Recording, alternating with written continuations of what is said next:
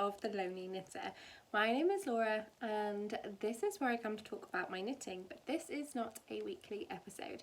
If you have been a long-time viewer of the podcast, you may have been aware that we were getting close to 500 subscribers. And when we hit 500 subscribers on the YouTube channel, I decided to run a giveaway. So I am giving away this skein of Belle, which is attached to my West Yorkshire spinners. It is a hand-dyed yarn by King Becky, and it's 100% superwash merino wool. It is a sock weight and it is beautiful.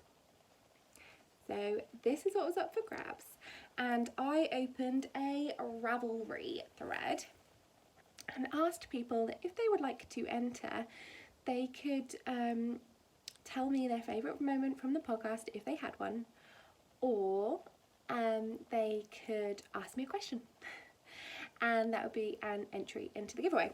So I have a Ravelry up on my iPad and I'm just going to go through because there was a few questions, and I decided after seeing them and seeing the comments that I would like to do a separate video for these questions, have a little bit of a question and answer rather than put it into the normal podcast, because I struggle with the length of a normal podcast on a usual week being incredibly long. So hopefully this will mean that my normal podcast, which I'll record after this, will not be incredibly long. So I'm going to go through the thread. The first comment was, "Congratulations, 500 is incredible and well deserved. The podcast is great to watch." I should have read these before, but the question is, how did you get into knitting and what was the first project you knit? So my grandma taught me to knit when I was probably about 5, probably the year I went to school, because I started going down my grandma and granddad's for 1 day a week after school, and we did crafty things. And I can always remember knitting. I can't really remember a time when I didn't knit, and I can't really remember being taught either. And definitely the first thing that I would have made would have been a Barbie scarf, because I only had one Barbie, because I don't think my mum really liked them, and I only had one Barbie, and I don't think I was that bothered about playing with them, and she was naked apart from a Christmas sweater. So I remember making a scarf for this Barbie, multiple scarves for this Barbie. So, you know, she was naked apart from a Christmas sweater and multiple scarves. And then I made scarves for teddies, and then I think I made a blanket for the Barbie. And then it progressed from there. I have so many memories of making little knit bumblebees and all sorts with my grandma. And it just slowly became more and more. And then I took it home instead of just doing it at grandma's and carried on and snowballed. So the next question is, what is your favourite thing? So this is from Lisa Jones. What is your favourite thing you have knitted and your least favourite to knit? Favourite thing ever? Like, can I just say socks? Because vanilla socks get me through the day. I know that is incredibly boring. It really is so boring, but I think it is my favourite thing to knit over and over and over again, as it is for so many people. I know I am not unique here. As for my least favourite thing, I knit a giant shawl, well, wrap. I think it was from Knitted Lace of Estonia. Is that Nancy Bush? Can't remember, it's in the other room. And I knit it for a competition. It was when I lived in a little village. When I lived at home still with my parents, so I would have been, it was before I went to uni, so I would have been 17 or 18. And I knit this giant lace wrap all over Estonian lace. I was so proud, but it was the hardest thing I'd ever knit, and I knit it with a cone of lace weight yarn that I got at the Knitting and Stitching Show. So no, actually, I take it back, it was the first summer I was back from uni, so I'd have been 19, because I bought that cone of yarn at the Knitting and Stitching Show, and the first time I went was during my first term at uni. And it was huge. I had to block it on the landing in my parents' house, and they were not impressed. And I had to, because I finished it just in time, I was sat on the landing with it pinned out all over my mum's carpet. It was blue. It was the ugliest thing in terms of colour. It was just very dull, and it was pinned out all over the landing. It was massive, and I was hair drying it to try and get it finished. And then I took it to it was like a village fete, and they had these judging things at the village hall, and you took all your stuff in and they judged them, like they judged vegetables and they judged cake, and then you got prizes depending on what you had made. And they had a knitting section, so I'd entered it into the knitting section, and I came third out of 3 with my giant Estonian lace shawl that I was incredibly proud of. I came third. Second prize was a garter stitch. Second prize, silver, was a garter stitch blanket. And first prize went to a stockinette baby jumper. I could have cried. I didn't. I very gladly took my bronze, my third of 3, and wrapped myself up in my shawl. And that really got me, because I won my 3rd place. Went and collected my shawl, put it around my shoulders, and I'm going home. It was the end of the day, it was fine to go home. And one of the organisers came up and said to me, "Your shawl was so beautiful. We couldn't believe your age when we saw that you'd made it. It was so gorgeous." I was like, "Oh, thank you so much." And she went, "We would have given you first, but the lady who knit the other 2 things, she's on the parish council. It wouldn't have been the done thing. But if you would like to donate us your shawl, we'd love to sell it, and proceeds will go towards the village fund." I was like, "Oh, is that what the other lady does? Does she sell her things for the village fund?" "Oh, no, she takes them home." I was like, "I'm probably going to take this home, because it took me 5 weeks and a lot of work, and I really would like to keep it." This woman, her face turned into like a face of thunder that I dare take it from the hall. She was absolutely fuming. And I genuinely did want to keep my shawl. Even if they'd given me first place, I still would have wanted to keep my shawl. But yeah, it was the hardest thing I ever knit. I didn't like the colour. And then when I moved, it disappeared. So it's not in my life anymore. Stuff gets disappeared. I tidy things away, and then things just, I don't know, go in the bin, I don't know. They vanish.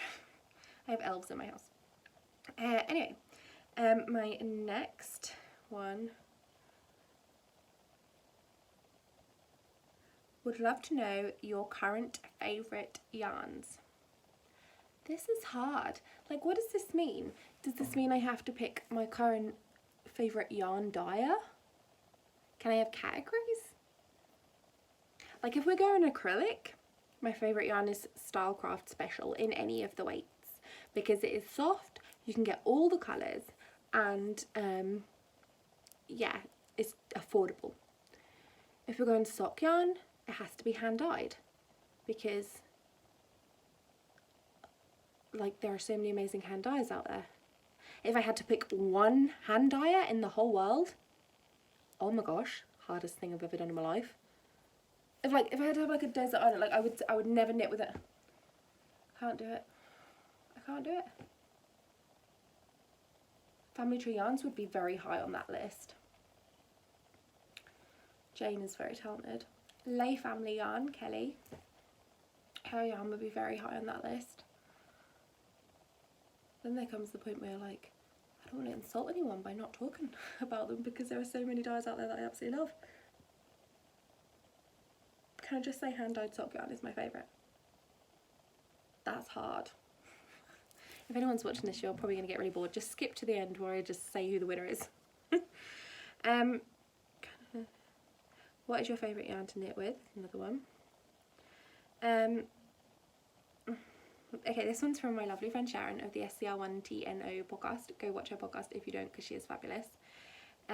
She says she has many favourite moments, and hers is watching Ellie open her advents and hanging her little items on the tree last Vlogmas. And her question is, which one of my designs is my favourite? That is hard. I would have to say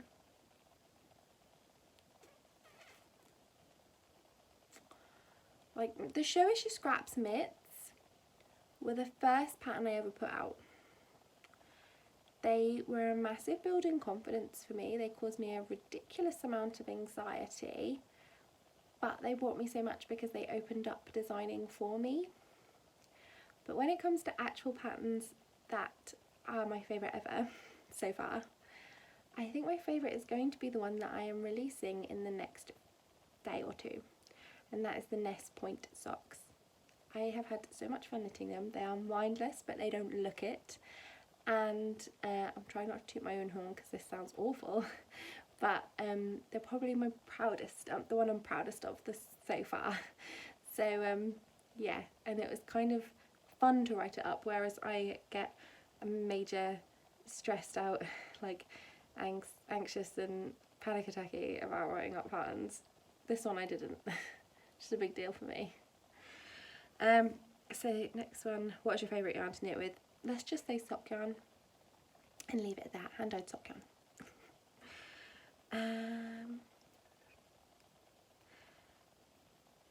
A favourite moment has to be from last episode when I was with my lipstick on it. Does it look any better? Yeah, lipstick is something I'm trying to get used to. I feel like maybe it makes me look a little bit more like a grown-up.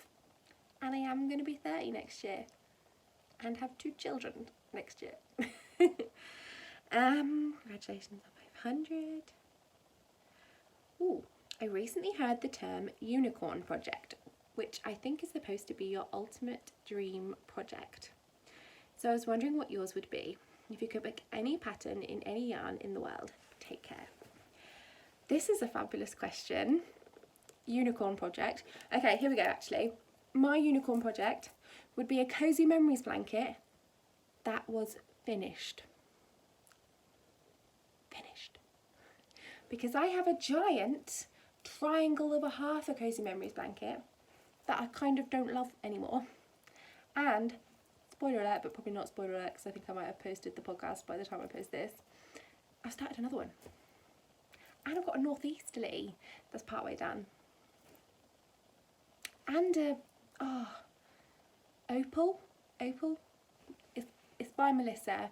It's Kay Danigan's Melissa. She's done 2 scrappy blankets now. I've got 2 of those on the needles.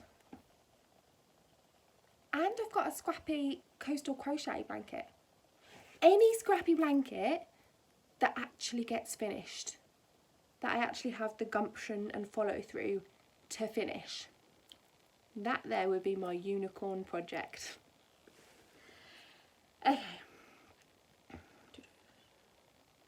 My favourite. There's lots of favourites, which is lovely. I'll just go to the questions, otherwise we will be here for a long time. If you could only use one yarn from now on, what would it be? It would be sock yarn and it would be hand dyed, and I am not picking a dye because I am weak and I love them all. I'd like to know what age you think is good to teach kids to knit. Well, I learnt when I was 5. Ellie is continuously picking up my knitting and pretending to knit. She will pick it up like this. She'll go, I do knitting. She's 2.5. She'll go, I do knitting. So I'll pull the knitting right down on the needles and I will let her hold it. I am right there next to her. I am not letting her stab herself in the eye. Whew, that wasn't so nice to look at on the camera. With the needles. And she will do this. I do good knitting, she'll go. Which is incredibly cute. However, I would definitely not leave my 2.5-year-old alone with knitting needles. So I feel like now is a little bit too young. I'm thinking any time that she can be a little bit more trusted and shows an interest, because forcing your kids is definitely the way to get them to push back. Yeah, so I'm kind of waiting for when I can trust her just a little bit more and she's interested. So I'm thinking like the 4 to 5 mark maybe. We'll see. Could end up with a genius child who in like 2 weeks time suddenly becomes really mature, potty trains on her own, and is suddenly trusted with knitting needles.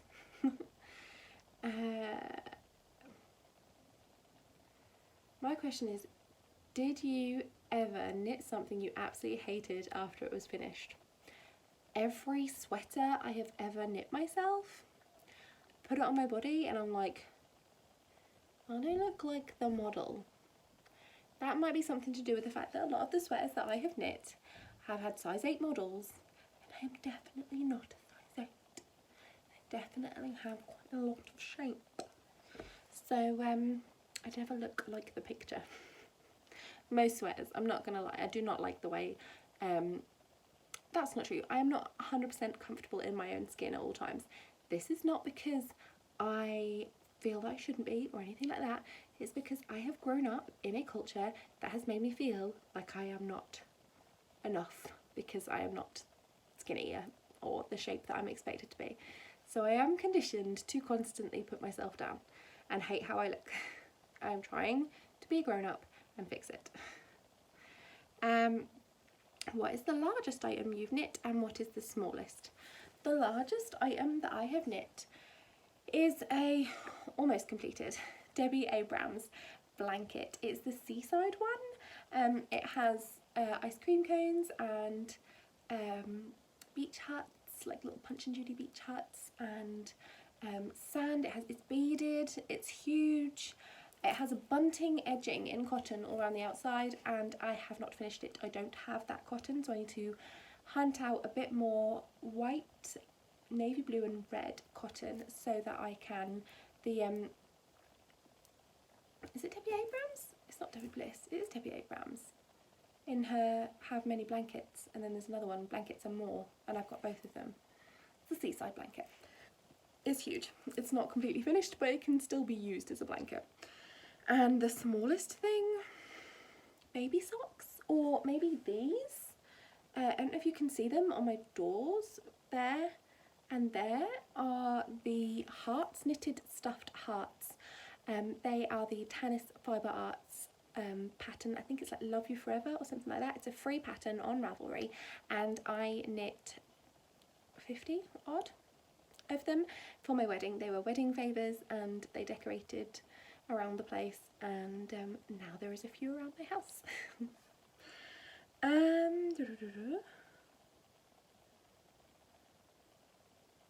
Also, when do you fit in knitting? I am a mama of a 3-year-old and a 4-month-old, and it seems like after bedtime is my main option these days.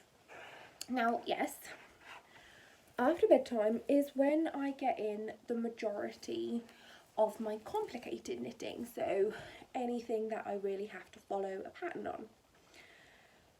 But that is why I always have vanilla socks or mindless projects on the go as well, because then I can really plough through those whenever we're doing anything.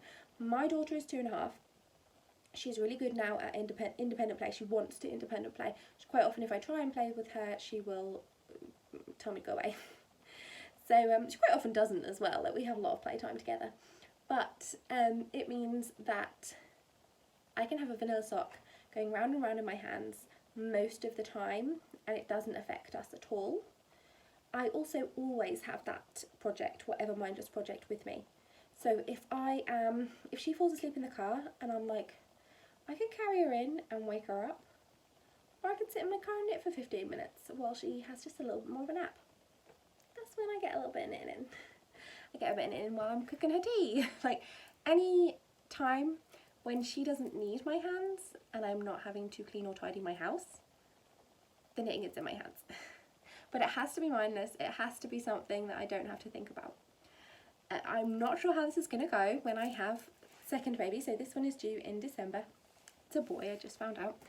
And when I have my little boy as well, I'm not sure it's going to go as well. But with my daughter, I never stopped knitting when she was little. I wore her in a stretchy wrap, and then when she hit about 4 months, I wore her in a Tula carrier and buckles, and I have always been able to knit around that. And then when she hit 6 months, I moved the buckles carrier onto my back, and I back carried, which is usually safe from when your baby can get themselves in and out of a sitting position on their own, but obviously get proper advice. Don't take my advice. But and it's, you know, positioning is important, and being able to see an airway is important.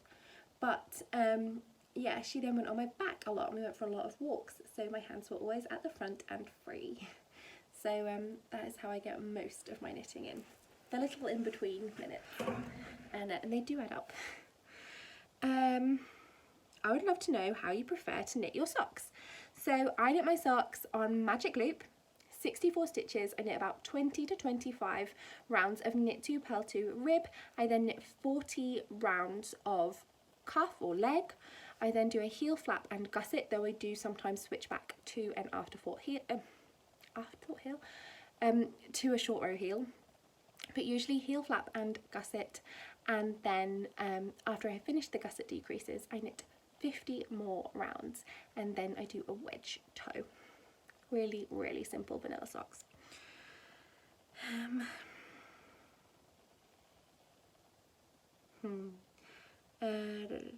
What is your favourite sock pattern? The vanilla socks. If I had to pick a pattern sock, I'm not sure I have a favourite. I like loads.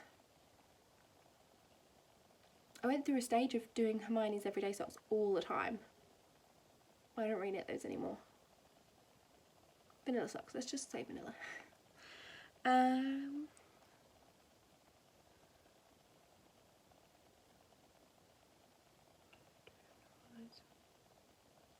What website did you order your mini e-spinner from? So I have recently ordered a mini e-spinner, and it will be released on September 14th and then shipped to me from America, so it might take quite a long time to get here.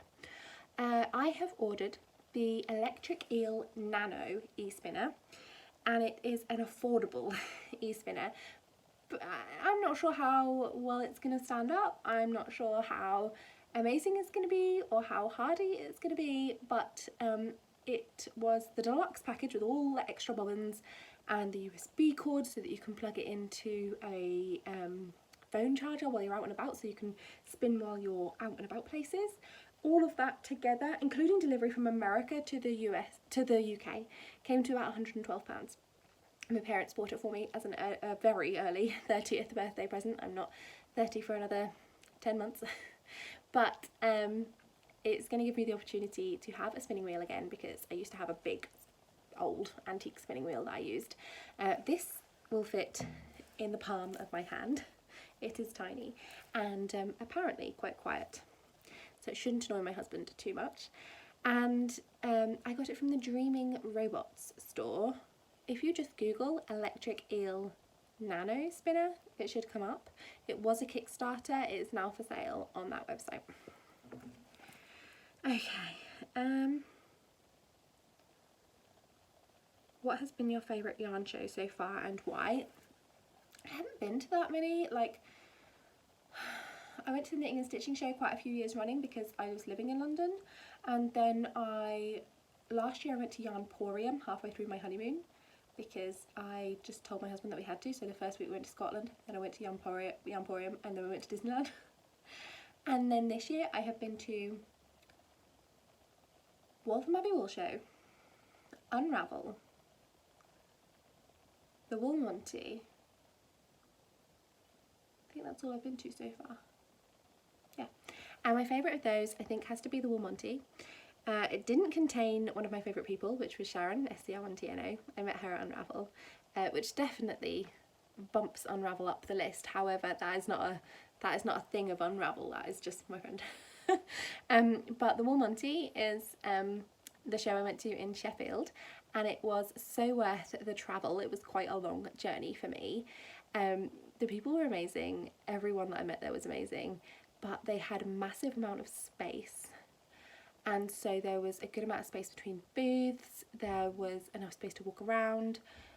We had a sit at one point. There was a really good variety of vendors, and I just really enjoyed it. And there was good parking, and it was right outside, and so no trekking around, and I felt like a venue that had everything. And they were I really liked it. So far of the festivals that I have been to, the Woolmonty is definitely up at the top. I like seeing your cat's guest appearances. Yeah, Mimo is definitely trapped outside of the bedroom right now. I'm sure she would be in here if she could be, but I don't want to keep getting up and letting her in and out to use the tray and get a drink and eat, etc. And she is a pain. She would be like full on here.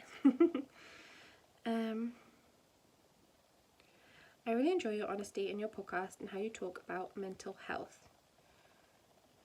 So it enabled me.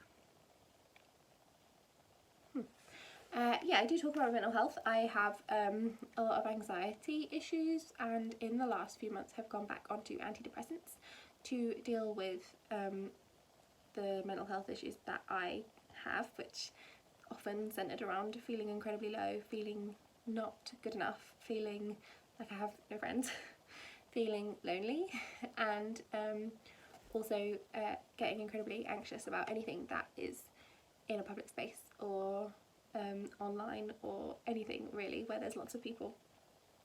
I tend to retreat and get quite nervous and have panic attacks, etc. However, after 2.5 months now back on citalopram, I am really feeling like myself again, and I am really happy that I've made that decision to do that, especially whilst I'm pregnant.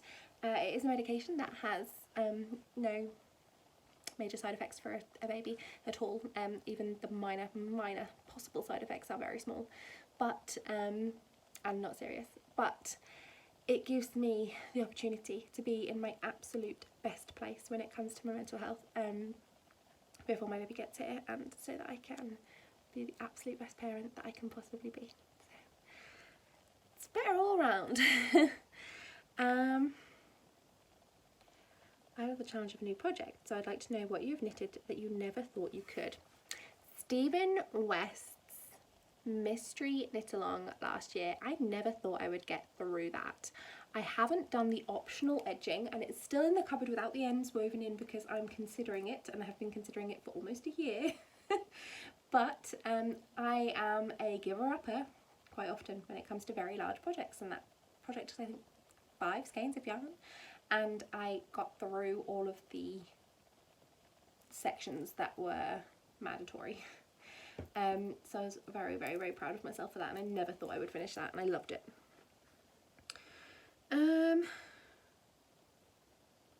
Looking forward to seeing your shawl design for Perth. Wondering what is your preferred shawl shape to wear, to knit and to design? Is it the same for each category? So shawls for me, I actually prefer like the length.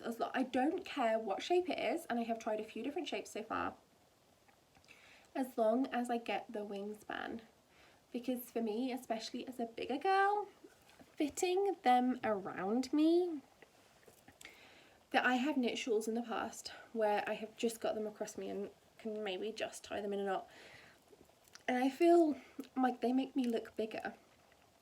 If I can have a shawl that I can put on my shoulder and then whip around and have it, have it draped around my whole body, I don't care what shape it is, as long as I can get it around my body and feel like I am nestled in and that it doesn't look like it's stretched across me, I'm good.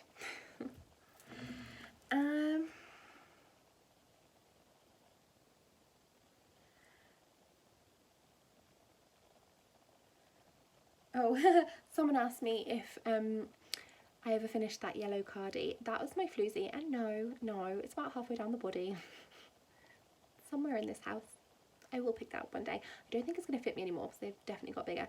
But you never know, after this baby, when the belly shrinks, you never know, it might go around me. Okay, we're on to page 2. I am getting there, folks, I promise. I've got 3 kids. Stuff happens.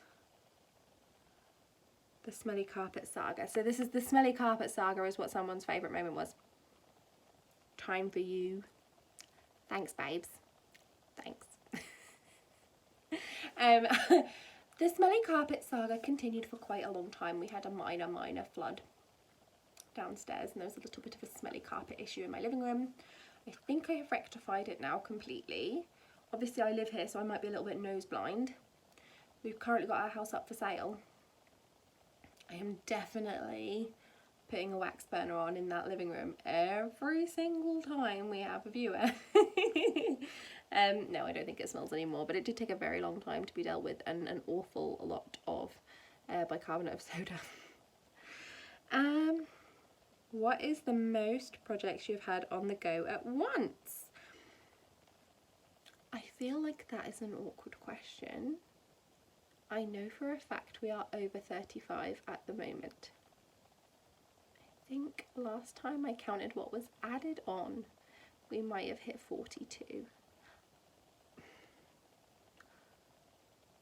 I don't want to talk about it because it's going to give me a twitch. It's a lot. I'm not 100% sure what the number is, but it is a lot. They are whips of shame. I do put them in the wardrobe and try and close the door. You can see the door is slightly open. That wardrobe is stuffed.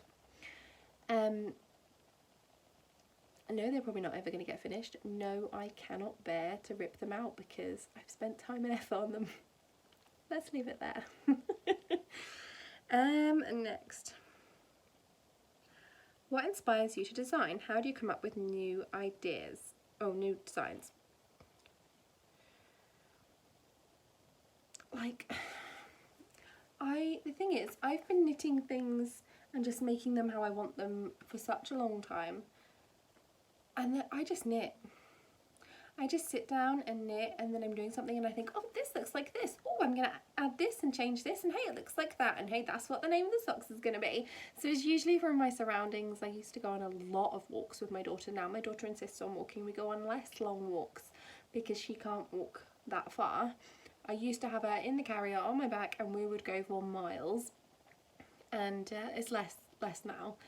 But yeah, it's normally my surroundings and the places around me, I would say, definitely.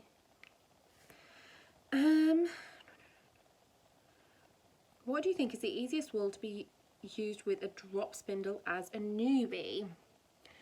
Definitely not a drop spindle expert over here. I can use a drop spindle and I do not enjoy it the most because it is very, very slow and I like fast results, otherwise I get bored. I've always had better results with, and I know this is probably going to be totally wrong for most people, but like 100% wool and not the softest. Because then I found that it sort of stuck together more and the fibre didn't break as easily, just to start off. So I would say probably not a merino. And yeah, just go woolly, man, go woolly. I don't know, ask someone who actually knows, because definitely don't take my advice. My question is how... Oh, did you knit for the baby when you're expecting the first time around? And are you knitting for the baby this time around? Yes, I will be knitting for this baby. I just have a few other things that I have to get out of the way with first. I'm not out of the way with because I am enjoying them, but I have knitting for Perth Festival of Yarn. I'm knitting a shawl that is a sample for Rambles and Me booth, and I have some other little design things I need to get out, and then I will definitely be knitting for this baby. One of the first things that I want to knit is a flax light with a skein of yarn that I won from the amazing Balula Carly of the My Creative Daydream podcast. And for Ellie, I did knit for Ellie. She had little baby booties that were knit from silk hankies, just plain white silk hankies that I peeled off a hanky, stuck my fingers through the middle, yanked it apart into a big long loop, cut the loop and knit, and then joined on another loop and another and another, and knit until I'd finished these booties. And she had cardies and hats and all the things. She had a lot of things. And they were all too big. I don't know what size I thought my baby was going to be. My question is, how often do you find a ball of yarn that you'd completely forgotten about? I feel like that might be a slightly shameful question, because it's a lot. And most of the time it's gorgeous yarn and I feel absolutely ashamed of myself that I've lost it. It's a lot. Same with projects and project bags and needles. I just put things down and then I'm like, oh, I remember that. I have a memory like a sieve though, so it might be something to do with that. Oh, there's some really lovely things on here. What is your favourite place, or where is your favourite place to knit? On my sofa, with the telly on, and my toddler is in bed, and my husband is at the football. That sounds so mean. That sounds so mean. But when I want to just really chill out and knit whatever I want to knit, toddler has to be in bed, or not in my house, because otherwise I'm doing toddler things. And whilst I adore my husband, he's a right gent, and I love spending my evenings with him. If he's out at the football, I can watch what I want on the telly whilst I knit. And I like sci-fi, and I like fantasy, and I like, well, I kind of like anything, whereas he only likes stuff that he could 100% believe would happen in real life. And Shrek and Toy Story. Like, how does that work? He has to believe it would happen in real life or he won't watch it, apart from Shrek and Toy Story. Which is fine. Shrek and Toy Story are epic, but I don't understand how they escape that rule. But yeah, it means I get the TV. So there you go. Favourite place. If I had to pick a favourite place outside of the house, it would be down the seafront, on a bench, with no muggles and no toddler. In like not too hot a day, like cloudy day, so there's no sun beating down on me, and a little bit of wind but not cold. There you go. You wanted to know all that. I really enjoyed your whip confessions. I would love to see more of how you are getting on. Right, that is from Alice, Dr. Sockstagram. Babes, do you realise how much that took for me to get all those whips out on that table? It was like bearing all. I'm not sure that's ever going to happen again. And if it did happen again, I think I might have some sort of crisis. We'll see. I'm not giving you an update because it's just depressing for me. My favourite moment. My favourite moment is in every episode when you say that you're in Lowestoft. That's where I'm from. My dad was born there, so not only am I looking forward to seeing what you've got to say, I also get to think about the old man for a little bit. Oh, that's from Sophie Swan. That's from A Spring Snowflake. Sophie. If you don't watch her podcast, what are you doing here? Go and watch her podcast. Oh, I never knew that, Sophie. That's so cool. Either that you have told me in the past and I've forgotten, because again, memory like a sieve, it's awful. Awful. And yeah, that's about it for all the questions. So I had 36 comments in that thread, but the first one would have been me, so I'm going to go on to the random number generator, and then 2, and then 36, generate,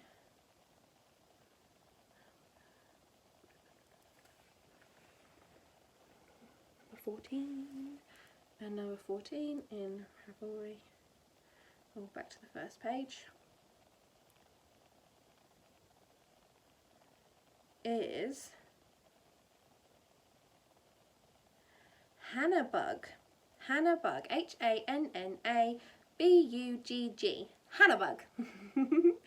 And her comment that won was the "when do you fit in knitting? I'm a mum of a 3-year-old and a 4-month-old, and it seems like after bedtime this is my main option." So I'm just going to screenshot those so I remember. So Hannabug, get in touch with me. Send me a message. Don't know where that happened.